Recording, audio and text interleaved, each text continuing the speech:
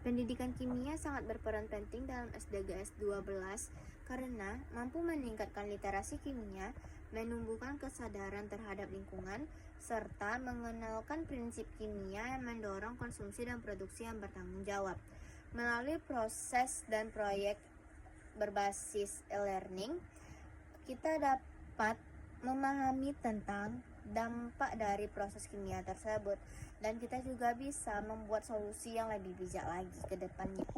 Baik, tujuan penulisan yang pertama yaitu menjelaskan kontribusi pendidikan kimia terhadap konsumsi dan produksi yang bertanggung jawab. Lalu yang kedua, menguraikan peran kimia hijau terhadap praktik ramah lingkungan. Lalu yang ketiga, menganalisis pembelajaran kimia yang meningkatkan kesadaran dan sikap keberlanjutan peserta didik. Pertanyaan mendasar yaitu yang pertama, bagaimana peran pendidikan kimia dalam konsumsi dan produksi yang bertanggung jawab? Lalu yang kedua, apa peran prinsip kimia hijau dalam meningkatkan praktik lingkungan dan praktik pendidikan? Lalu yang ketiga, bagaimana peran pendidikan kimia dalam meningkatkan kesadaran peserta didik?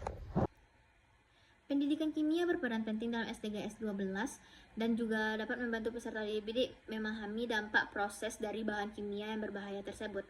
Melalui literasi kimia, kita dapat memilih atau mengambil atau mengonsumsi barang dengan bijak.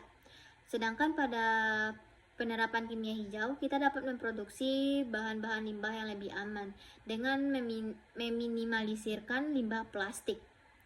Lalu selanjutnya, pada media based learning, kita dapat menganalisis data, mengolah data, serta mengevaluasi masalahnya secara nyata.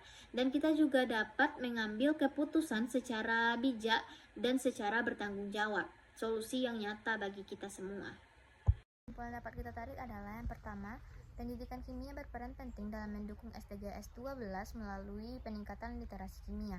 Dua, prinsip penerapan kimia hijau membantu meningkatkan produksi yang aman dan ramah lingkungan. Pendidikan kimia menumbuhkan kesadaran peserta didik terhadap isu lingkungan dan konsumsi yang berkelanjutan.